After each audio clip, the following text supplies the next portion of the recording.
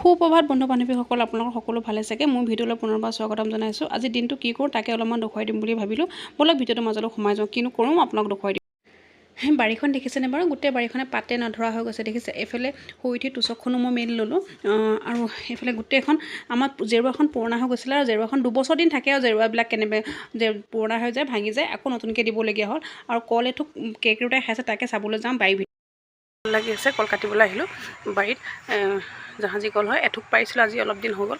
আৰু এথোকেই কলটো পকা নাই, কেৰকেটোৱা খাই শেষ কৰিছে, সেইটো কাৰণে কাটি দিওঁ। কাটি পিনে ঘৰৰ ভিতৰত থৈ দিলে মানে পকি যাব চাগে, বুঢ়া হৈছে বাৰু।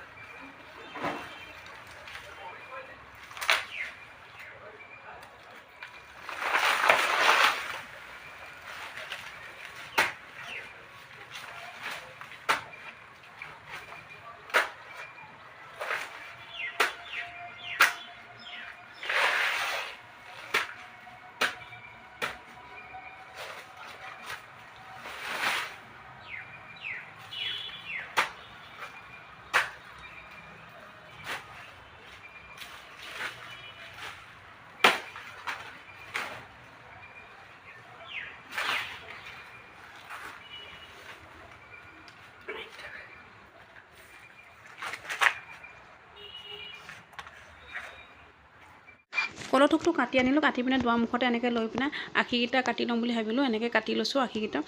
কলা আশীকেইটা কাটি বোলো এনেকৈ ভৰাই থ'ব লাগিব কিবা এটাত, এনেকৈ টেমা দি ঢাকি থ'ব লাগিব কিবা এটা বাল্টিঙত ভৰাই পিনে।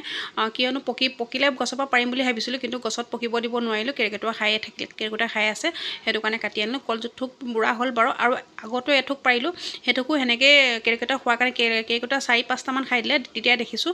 আৰু আনি পেলাই এনেকৈ ঢাকি থ'লোঁ, বাল্টিং এটাত ভৰাই পিনে ঢাকি থ'লোঁ, পকি গ'ল। আৰু এতিয়াও সেনেকৈ কৰিব লাগিব। এইকেইটা বুঢ়া হৈ গ'ল, আৰু আনি এনেকৈ কাটি লৈছোঁ। কাটি পিনে বাল্টিঙত ভৰাই পিনে ঢাকন এখন দি থৈ দিলে মানে পকি যাব। সেইটো কাৰণে সেনেকৈ কাটি ল'লোঁ। পিছে কলপুলি মাইকী মানুহে ৰুৱে নোৱাৰে নাজানো, কিন্তু কলজোপা মই ৰুইছিলোঁ। ৰোৱাৰ পিছতো কল হোৱা হ'ল বাৰু। এতিয়ালৈকে 3-4বাৰমান জাহাজী কল লাগিলে, খালোঁ। আৰু এথোক লাগিয়ে আছে এতিয়ানো, সেইটো কাৰণে সেনেকৈ মানুহজনে ৰুলে বস্তু নহয়, হ'লে মানে অলপ থাকি পিনে মৰি যায়, কিয় নাজানো। মানুহজনে বস্তু হাতে তাৰমানে বস্তু দিলে মানে পটককৈ নহয়, সেইটো কাৰণে মই ৰুলোঁ। এয়া আৰু কলখিনি কাটি পিনে মই এনেকৈ সেইডাল সেনেকৈ কটাৰে কাটি দিছোঁ। বোলে কেতিয়া বেছিকৈ কল লাগে নে কি সেনেকৈ কোৱা শুনিছোঁ দেই, সিমান এটা নাজানো। সেইটো কাৰণে এনেকৈ কাটি পিনে এনেকৈ দলিয়াই দিব লাগিব। এয়া কাটি আছোঁ। বিহু বুলি কাপোৰখিনি ধোৱা হ'ল, পৰ্দাখিনি ধুইছোঁ দেই। আজি পৰ্দাখিনি ৰাতিপুৱা সোনকালে শুই উঠি ধুই দিলোঁ। এইফালে ব্লেংকেটকেইখনো ৰ'দত দিলোঁ, তুচকখনো ৰ'দত দিয়া হ'ল। ধুই মেলি মেলি দিছোঁ। মোবাইলটো কিন্তু আজি ভতিজাজনী আছিলে, মোৰ নিজৰ ভতিজাজনী আছিলে, দাদা ভাগৰ ছোৱালী, তাই ধৰি দিছে। পু বোলে মই ধৰি দিওঁ দিয়া। তাই মোক পেহী বুলি নামাতে, যিহেতু পু বুলিয়ে মাতে। মই ধৰি দিওঁ দিয়া বুলি কয়। তাই মোক ভিডিঅ'টো ধৰি দিছে ধুনীয়াকৈ। আৰু মই কাপোৰ ধুই মেলি আছোঁ। দেখিছেনে? আজি গোটেই ঘৰৰ কাপোৰ ধুম, আৰু কিমান দেৰি লাগে নাজানো, বিহু বুলি। আৰু সময়ো নাই। বতৰটো এইকেইদিন ভাল কৰি থকা ধুব লাগিব, কিয়নো বিহু বতৰ কি হয় ঠিক নাই। সেয়ে আপোনালোকে বিহু কাম কৰিলেনে বাৰু? বিহু কাপোৰ কানি ধোৱা হ'লনে বাৰু? কাপোৰ মেলি লগতে শুনা পালোঁ ভাগৱত ভ্ৰমণ কৰি আছে। আমাৰ পাছফালে গলিতে গৈছে, তাকে অলপমান চাবলৈ আহিলোঁ। চালোঁ।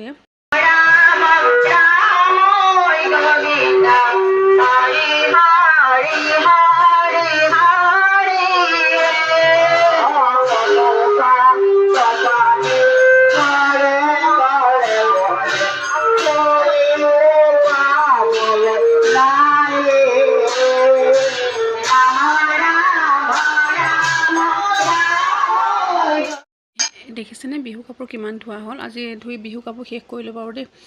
আৰু ছোৱালীজনীক কাপোৰ কেইটামান মেলিব দিলোঁ। মই গা ধুই অহা কাপোৰকেইটা তাই মেলিবলৈ জেগা বিচাৰি পোৱা নাই, ক'ত মেলিম বুলি কৈছে বোলে। ৰ'দত বোলে মোৰ মূৰটো ঘূৰাই গৈছে, তাই কাপোৰকেইটা মেলিব দিওঁতে মূৰটো ঘূৰাই গৈছে বুলি কৈছে। তাই বিচাৰি পোৱা নাই। মই কৈছোঁ শুকান কাপোৰকেইটা আঁতৰাই তিতা কাপোৰকেইটা মেল। ভাত পানী খাই আজৰি হ'লোঁ। আজি ভাতটো অলপ সোনকালে খোৱা হ'ল। আমি 12:30 বজাতে ভাত খালোঁ। এনেকৈ 2:30মান বজাত ভাত খোৱা হয়, 2:30-3টা বাজে। কিন্তু আজি বেংকলৈ যাবলগীয়া আছিলে, সেইকাৰণে কাম বন কৰি সোনকালে আজৰি হ'ল। ভাতকেইটা খাই আজৰি হ'লোঁ। বেংকলৈ দিনত কাপোৰ কানি ধুই উঠিলোঁ। উঠি পিনে বোৱাৰীজনীৰ লগত বেংকলৈ গ'লোঁ। বেংকৰ পৰা আহি পালোহি। তাৰপৰা এনেকুৱাতে আলহীও আহি পালে। মই আহি সোমাই অলপ দেৰি পিছতে আলহী আহি সোমালেহি নহয়। এনেকুৱা লাজ লাগিছে, ঘৰটো চব পৰ্দা চৰ্দা ধুই দিলোঁ। এনেকুৱা আপোনালোকৰ হয়নে বাৰু? কাপোৰ কানি ধোৱাৰ পিছত এনেকৈ নহা মানুহ আহিছে, তাৰমানে কোনদিন নহা এনেকুৱা মানুহ 3জন আহিছে। মোৰ এনেকুৱা লাজ লাগিছে নহয়, কি ক'ম আৰু। আপোনালোকৰ এনেকুৱা হয়নে? আৰু এতিয়া ৰাতি হ'ল, ভাত বনাই আছোঁ, দেখুৱাই দিছোঁ বাৰু। সেয়া দেখিছেনে? পিঁয়াজ ভাজি আছোঁ। এইফালে মাংস ব্ৰইলাৰ মাংস হয়, অলপ বইল কৰি লৈছোঁ দেই মই আজি মাংসখিনি। আলু আৰু ব্ৰইলাৰ মাংস বইল কৰি লৈছোঁ। এইফালে পিহি থৈছোঁ। এইফালে মাংস বনাই আছোঁ। আজি তাতে মাহী ছোৱালী দুজনীও আহিছে। সৰুজনী আহিলে আগতীয়াকৈ আৰু ডাঙৰজনী আহিব যেন। তাই দোকানত থাকে যিহেতু, তাই দোকানৰ পৰা আহিব বাহিৰলৈকে। আমাক গিফ্টটো লৈ আহিছে। ছোৱালীজনীৰ কাৰণে স্পৰ্টিং এটা আৰু মোৰ কাৰণে নাইটি এটা, মানুহজনৰ কাৰণে গেঞ্জি এটা বিহু বুলি। সেইটো কাৰণে মাংসকণ আনি ভাত বনাইছোঁ এতিয়া খাবৰ কাৰণে। যদি ভিডিঅ'টো চাই ভাল লাগিলে লাইক, কমেণ্ট, ছাবস্ক্ৰাইব, শ্বেয়াৰ কৰিব। আজিলৈ আহোঁ, বাই বাই।